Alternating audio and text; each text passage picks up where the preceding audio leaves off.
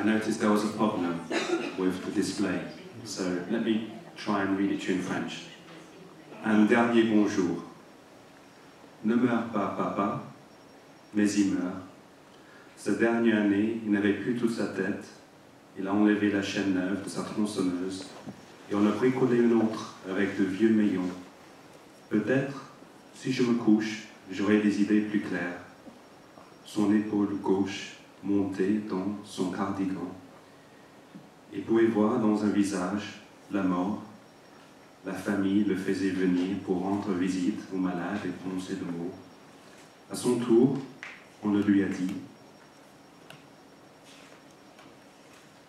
La tumeur découverte dans son cerveau avait la taille d'un œuf de canard, indolore. Entre 2 et 6 mois, Cécile, ça va aller, criait-il à sa pauvre sœur au téléphone. Je m'en occuperai dès que j'ai fini de mourir. Ne meurs pas, Cécile. Mais ils le font. Sortant faire les derniers tours du bush en voiture, des souches énormes, fendues, osseuses, où poussaient de nouvelles tiges vertes. Je pourrais en couper toute la journée. Je pourrais toujours encaisser un chèque à Sydney ou partout, dans tous les magasins. Il présidait toujours la tablée, mais ne voyait plus les légumes du côté de son couteau. « Pardon, papa, mais as-tu pardonné à tes ennemis, ton père et les autres, toute une vie de blessures ?» « Oui, je crois, sourire. Je n'y pense plus maintenant. Les gens ne savent plus dire adieu. Ils disent un dernier bonjour. À Noël, son état a vite décliné. Il sortait en titubant de sa chambre, où ses photos s'affichent au-dessus des meubles et accueille ses proches en deuil. Le courage de ses fanfaronnades, la voix forte et ferme de sa confusion.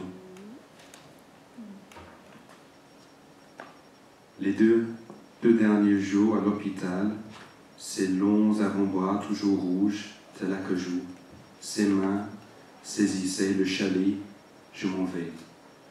Le 2e jour, tu brûles d'envie de parler, mais je suis trop occupé à mourir.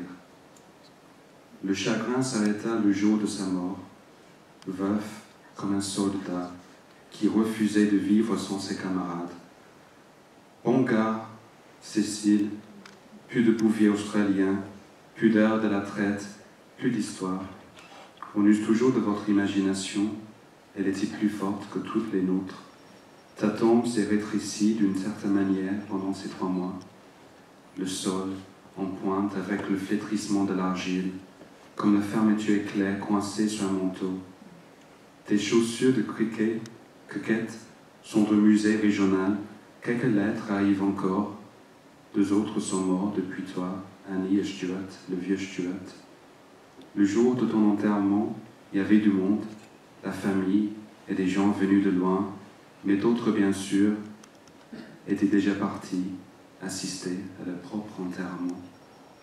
De nos jours, les snobs nous mettent en garde contre la religion quand ils le peuvent. On les emmerde. Je te souhaite Dieu.